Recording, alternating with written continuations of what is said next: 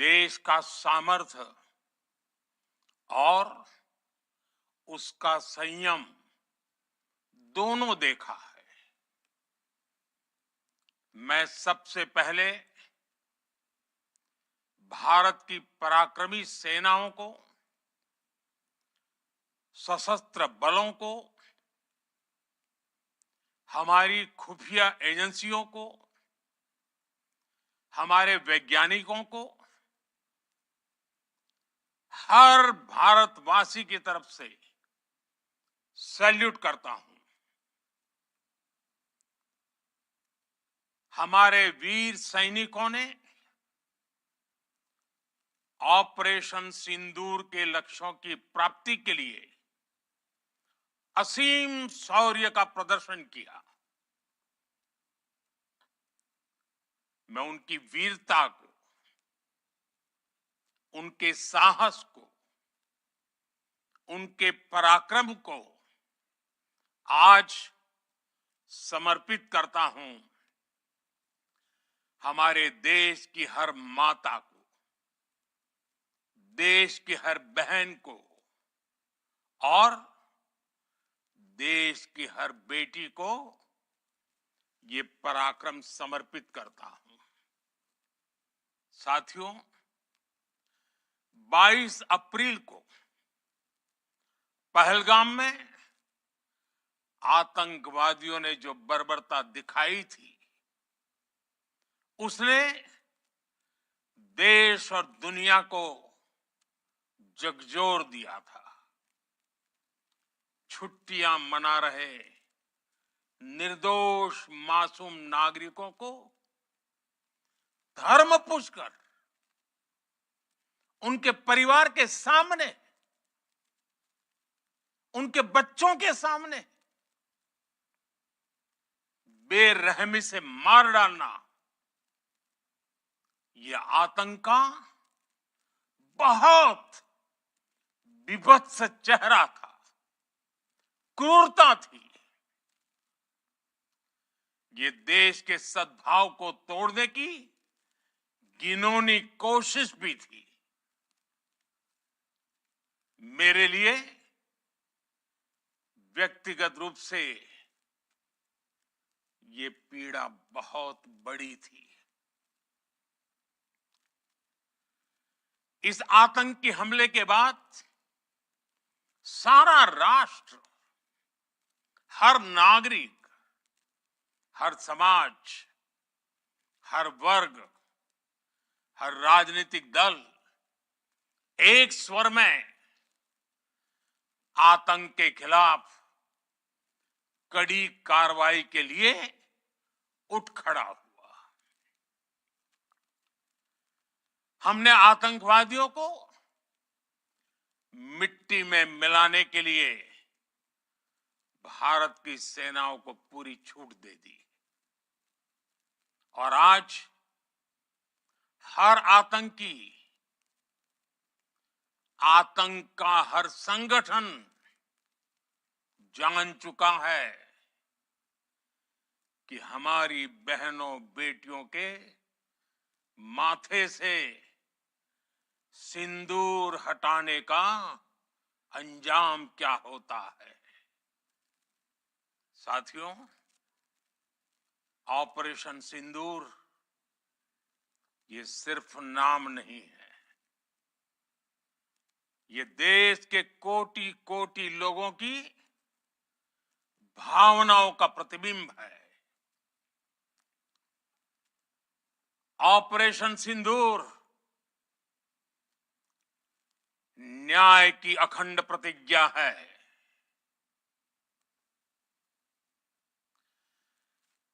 6 मई की देर रात, 7 मई की सुबह पूरी दुनिया ने इस प्रतिज्ञा को परिणाम में बदलते देखा है। भारत की सेनाओं ने पाकिस्तान में आतंक के ठिकानों पर उनके ट्रेनिंग सेंटर्स पर सटीक प्रहार किया। आतंकियों ने सपने में भी नहीं सोचा था कि भारत इतना बड़ा फैसला ले सकता है। लेकिन जब देश एकजुट होता है, नेशन फर्स्ट की भावना से भरा होता है, राष्ट्र सर्वोपरि होता है, तो फौलादी फैसले लिए जाते हैं,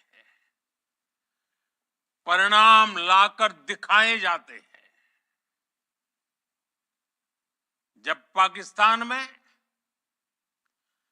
आतंक के अड्डों पर भारत की मिसाइलों ने हमला बोला, भारत के ड्रोन्स ने हमला बोला, तो आतंकी संगठनों की इमारतें नहीं, बल्कि उनका हौसला भी थर्रा गया। बहावलपुर और मुरिद के जैसे आतंकी ठिकाने एक प्रकार से ग्लोबल टेररिज्म की यूनिवर्सिटीज रही है। दुनिया में कहीं पर भी जो बड़े आतंकी हमले हुए हैं, चाहे 9/11 हो, चाहे लंदन ट्यूब बॉम्बिंग हो, या भारत में दशकों से जो बड़े बड़े आतंकी हमले हुए हैं, उन सब के तार कहीं ना कहीं आतंक के इन्हीं ठिकानों से जुड़ते रहे हैं। आतंकियों ने हमारी बहनों का सिंदूर उजाड़ा था, इसलिए भारत ने आतंक के ये हेडक्वार्टर्स उजाड़ दिए। भारत के इन हमलों में 100 से अधिक खूंखार आतंकवादियों को मौत के घाट उतारा गया है। आतंक के बहुत सारे आका बीते 2.5-3 दशकों से खुलेआम पाकिस्तान में घूम रहे थे, जो भारत के खिलाफ साजिशें करते थे। उन्हें भारत ने एक झटके में खत्म कर दिया। साथियों, भारत की इस कार्रवाई से पाकिस्तान घोर निराशा में गिर गया था, हताशा में गिर गया था, बौखला गया था। और इसी बौखलाहट में उसने एक और दुस्साहस किया। आतंक पर भारत की कार्रवाई का साथ देने के बजाय पाकिस्तान ने भारत पर ही हमला करना शुरू कर दिया। पाकिस्तान ने हमारे स्कूलों, कॉलेजों को, गुरुद्वारों को, मंदिरों को, सामान्य नागरिकों के घरों को निशाना बनाया। पाकिस्तान ने हमारे सैन्य ठिकानों को निशाना बनाया। लेकिन इसमें भी पाकिस्तान खुद बेनकाब हो गया। दुनिया ने देखा कि कैसे पाकिस्तान के ड्रोन्स, पाकिस्तान की मिसाइलें भारत के सामने तिनके की तरह बिखर गई। भारत के सशक्त एयर डिफेंस सिस्टम ने उन्हें आसमान में ही नष्ट कर दिया। पाकिस्तान की तैयारी सीमा पर वार की थी, लेकिन भारत ने पाकिस्तान के सीने पर वार कर दिया। भारत के ड्रोन्स, भारत की मिसाइलों ने सटीकता के साथ हमला किया। पाकिस्तानी वायुसेना के उन एयरबेस को नुकसान पहुंचाया, जिस पर पाकिस्तान को बहुत घमंड था। भारत ने पहले 3 दिनों में ही पाकिस्तान को इतना तबाह कर दिया जिसका उसे अंदाजा भी नहीं था। इसलिए भारत की आक्रामक कार्रवाई के बाद पाकिस्तान बचने के रास्ते खोजने लगा। पाकिस्तान दुनिया भर में तनाव कम करने के लिए गुहार लगा रहा था और बुरी तरह पीटने के बाद इसी मजबूरी में 10 मई की दोपहर को पाकिस्तानी सेना ने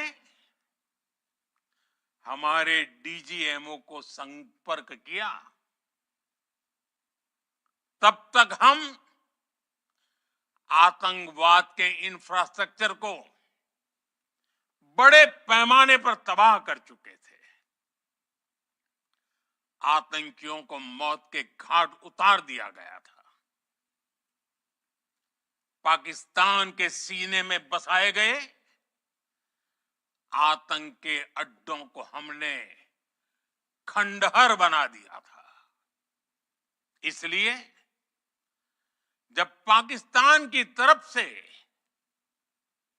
गुहार लगाई गई, पाकिस्तान की तरफ से जब ये कहा गया कि उसकी ओर से आगे कोई आतंकी गतिविधि और सैन्य दुस्साहस नहीं दिखाया जाएगा, तो भारत ने भी उस पर विचार किया।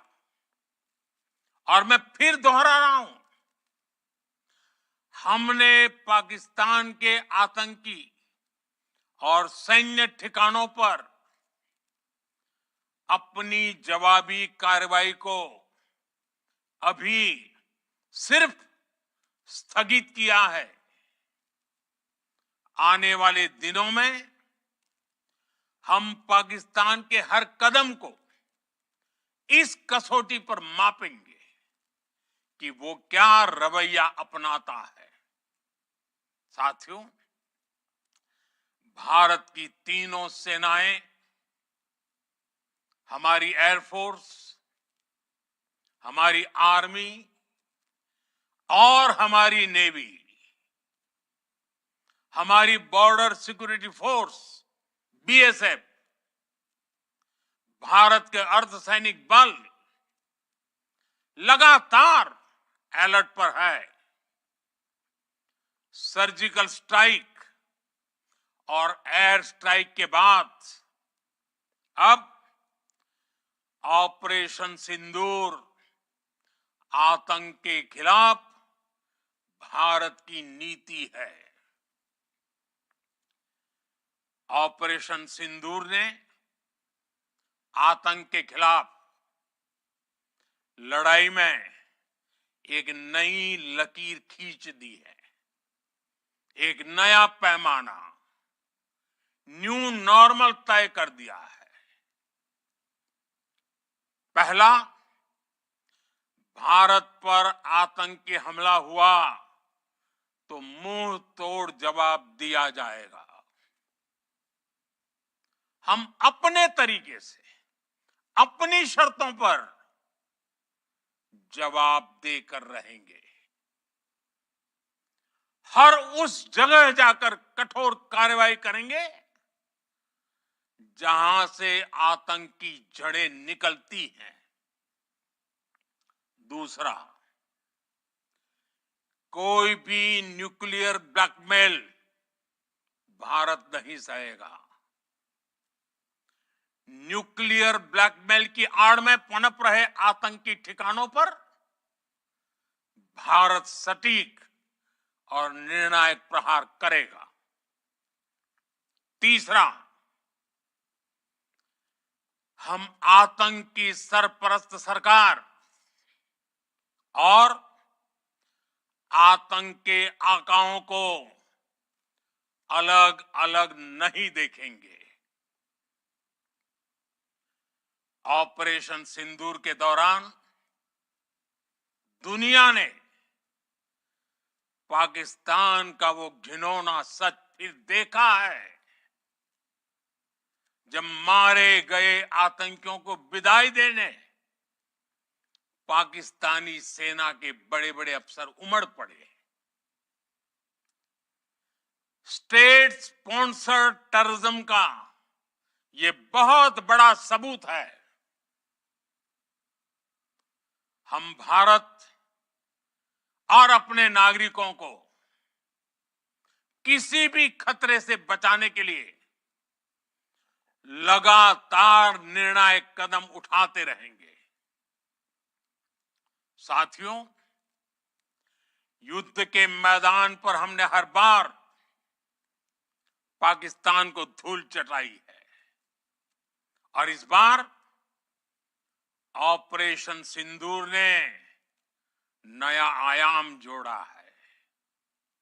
हमने रेगिस्तानों और पहाड़ों में अपनी क्षमता का शानदार प्रदर्शन किया और साथ ही न्यू एज वॉरफेयर में भी अपनी श्रेष्ठता सिद्ध की। इस ऑपरेशन के दौरान